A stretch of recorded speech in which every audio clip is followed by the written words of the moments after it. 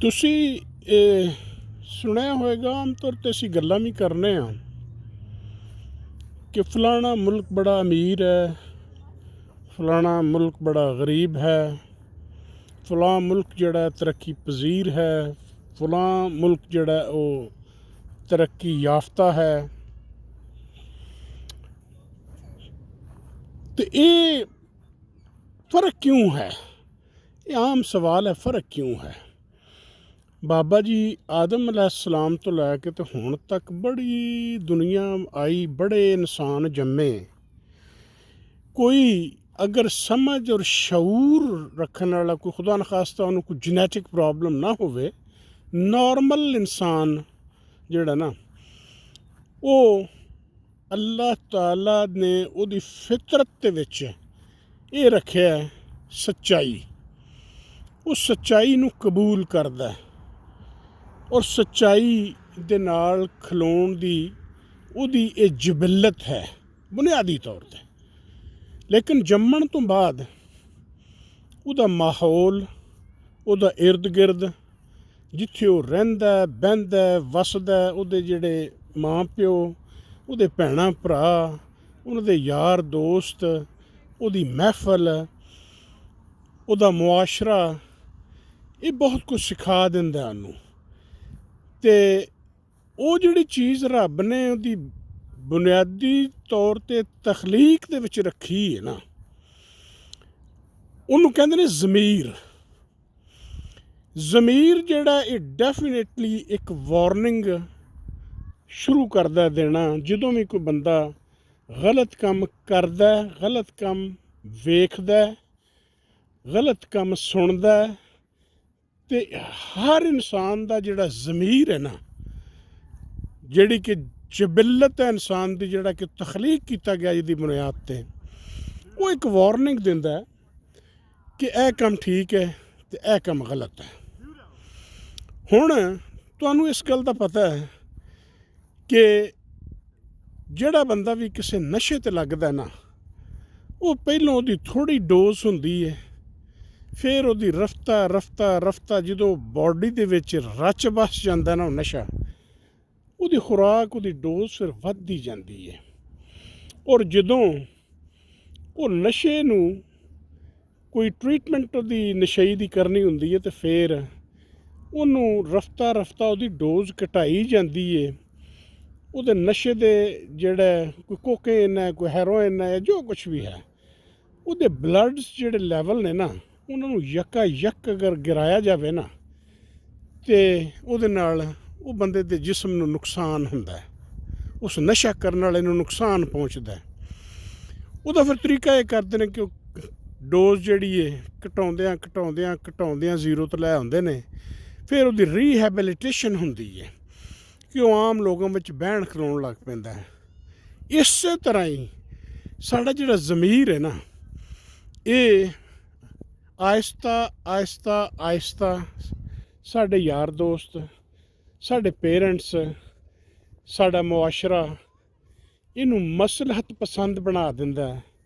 ਪਹਿਲੋਂ ਇੱਕ ਚੀਜ਼ 'ਤੇ ਕੰਪਰੋਮਾਈਜ਼ ਕੀਤਾ, ਫਿਰ ਦੂਸਰੀ 'ਤੇ ਵੀ ਕਰ ਲਿਆ, ਫਿਰ ਉਹ ਜਿਹੜਾ ਲੈਵਲ ਹੈ ਕੰਪਰੋਮਾਈਜ਼ ਕਰਨ ਦਾ, ਉਹ ਵੱਧਦਾ ਗਿਆ, ਜਿਹਨੂੰ ਕੁਰਾਨ ਕਰੀਮ ਦੇ ਵਿੱਚ ਵੀ ਕਿਹਾ ਗਿਆ ਹੈ ਕਿ ਮੈਂ ਉਹਨਾਂ ਦਿਲਾਂ 'ਤੇ ਮੋਹਰ ਲੱਗ ਜਾਂਦੀ ਹੈ, ਖਤਮ ਅੱਲਾਹੁ ਅਲਾ ਕੁਲੂਬਿਹਿਮ, ਕਿ ਜਿਹੜੇ ਜਾਣਦਿਆਂ ਬੁੱਝਦਿਆਂ ਹੋਇਆਂ ਜ਼ਮੀਰ ਦੀ ਘੰਟੀ ਵੱਜਣ ਦੇ ਬਾਵਜੂਦ ਰਫਤਾ ਉਹਦੀ ਟ੍ਰੇਨਿੰਗ ਇਹ ਕਰ ਦਿੰਦੇ ਨੇ ਕਿ ਬਈ ਹੁਣ ਤੂੰ ਚੁੱਪ ਹੋ ਜਾਣਾ। ਤੁਸੀਂ ਆਮ ਤੌਰ 'ਤੇ ਆਪਣੇ ਘਰ ਵਾਲੀ ਕਿਤੇ ਗੱਡੀ 'ਚ ਬੈਠੇ ਹੋਵੋਗੇ, ਤੇ ਅਗਰ ਤੁਸੀਂ ਸੀਟ ਬੈਲਟ ਨਹੀਂ ਬੰਨ੍ਹਦੇ ਨਾ, ਅਤੇ ਉੱਥੇ ਅਲਾਰਮ ਹੋਣਾ ਸ਼ੁਰੂ ਹੋ ਜਾਂਦਾ।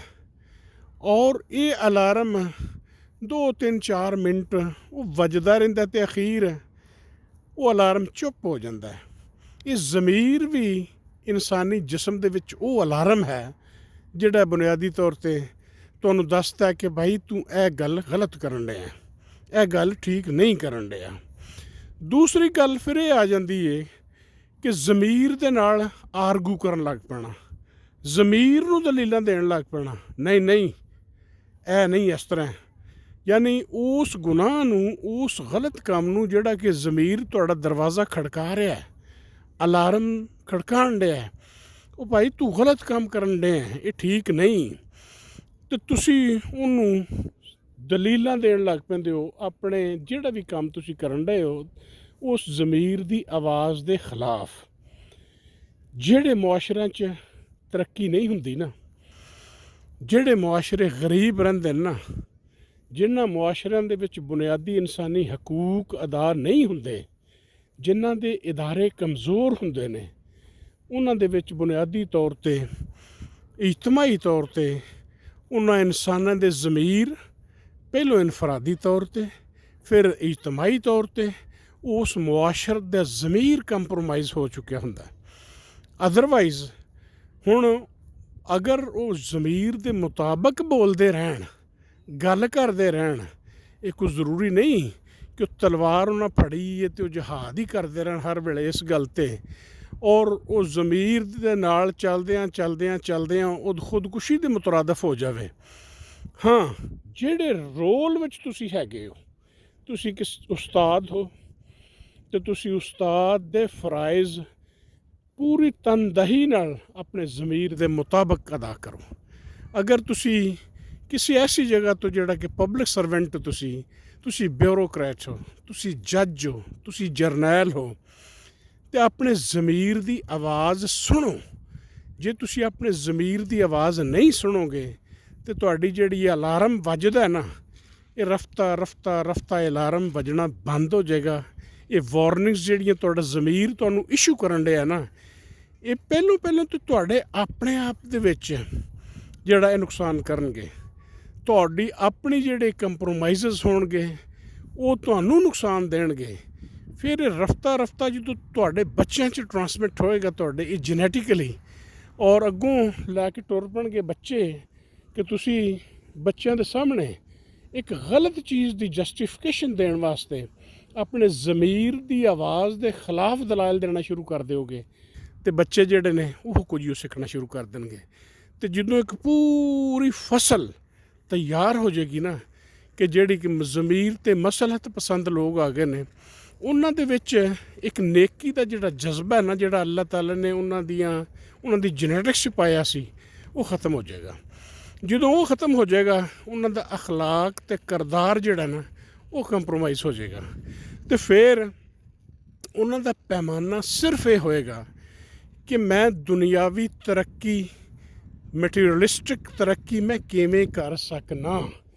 ਉਹਦੇ ਵਾਸਤੇ ਫਿਰ ਜਿਸ ਵੇਲੇ ਉਹ ਰਿਸ਼ਵਤ, ਹਰਾਮ, ਤਾਕਤ ਦਾ ਇਸਤੇਮਾਲ ਔਰ ਜਾਂ ਲਾਲਚ ਜਾਂ ਖੌਫ ਦੀ ਵਜ੍ਹਾ ਤੋਂ ਕੰਪਰੋਮਾਈਜ਼ ਕਰਨਾ ਸ਼ੁਰੂ ਕਰ ਦੇਗਾ, ਤਾਂ ਕਿਸੇ ਦੇ ਹਕੂਕ ਗਸਬ ਕਰ ਰਿਹਾ ਹੋਵੇਗਾ।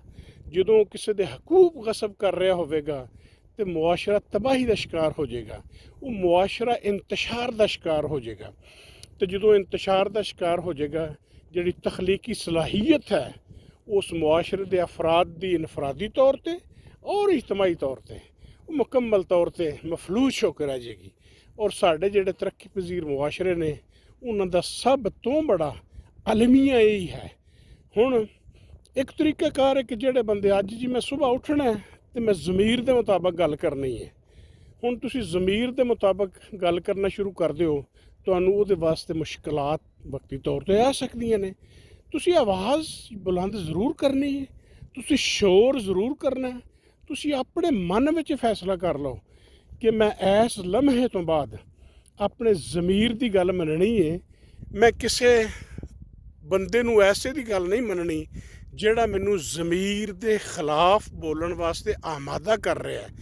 ਮੈਂ ਕਿਸੇ ਐਸੇ ਕੋਲੋਂ ਨਾ ਕੋਈ ਪੈਸੇ ਫੜਨੇ ਨੇ, ਨਾ ਮੈਂ ਕਿਸੇ ਐਸੇ ਬੰਦੇ ਦੀ ਤਲਵਾਰ ਬੰਦੂਕ ਤੋਂ ਡਰਨਾ ਹੈ, ਬਲਕਿ ਜੋ ਮੇਰੀ ਡਿਊਟੀ ਹੈ, ਜਿਹੜੇ ਦਫ਼ਤਰ 'ਚ ਮੈਂ ਬੈਠਾ ਉਸ ਡਿਊਟੀ ਨੂੰ ਮੈਂ ਅਦਾ ਕਰਨਾ। ਮੈਂ ਆਪਣੇ ਕਲਮ ਦੇ ਨਾਲ ਨਾਇਨਸਾਫੀ ਨਹੀਂ ਕਰਨੀ, ਮੈਂ ਆਪਣੀ ਜ਼ੁਬਾਨ ਦੇ ਨਾਲ ਕਿਸੇ ਨਾਲ ਜ਼ਿਆਦਤੀ ਨਹੀਂ ਕਰਨੀ।